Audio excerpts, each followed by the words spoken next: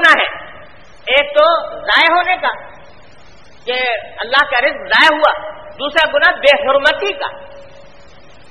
بھائی روٹی ہے، گوشت ہے، اللہ کا رزق ہے، وہ اٹھا کے کچرے کے ڈھیر پہ ڈال دیا تو بے حرمتی نہیں ہے تو کیا ہے؟ کیا ہو؟ یہ جو ہمارے اکثر لوگوں کے دل میں یہ بات آتی رہتی ہے کہ بھئی لوگوں کو جادو ٹونے ہوتے رہتے ہیں، کسی کو پر جادو ہو گیا، کسی پر آصف کا اثر ہو گیا، کسی پر کیا ہو گیا، لوگ پریشان رہتے ہیں.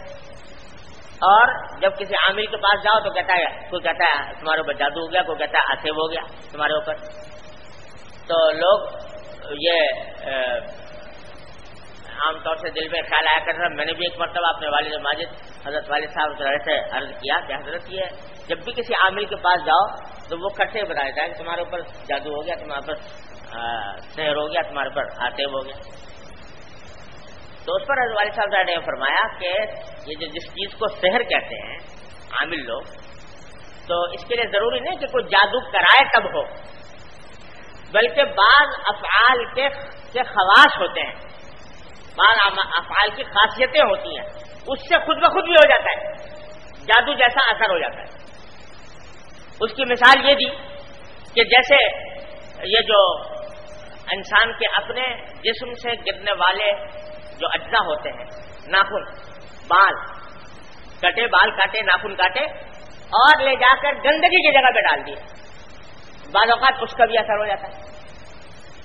اسی طرح کھانا جو بچا اور بچا ہوا کھانا جو ہے وہ گندی جگہ پر ڈال دیا، ناپاک جگہ پر ڈال دیا، تو ناپاک جگہ پر ڈال دینے کے نتیجے میں بھی بعض اوقات اس قسم کے اثرات ہو جاتے ہیں جیسے سحر کے اثرات.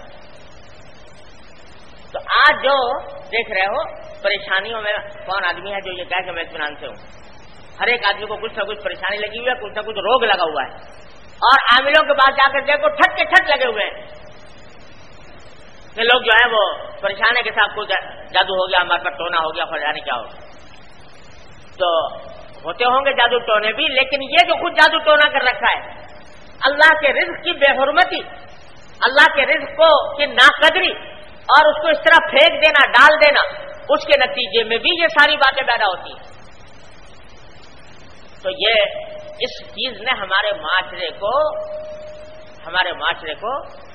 ایک اللہ تعالیٰ کی نعمتوں کی ناقدری کرنے والا معاشرہ بنا دیا. اللہ بچائے.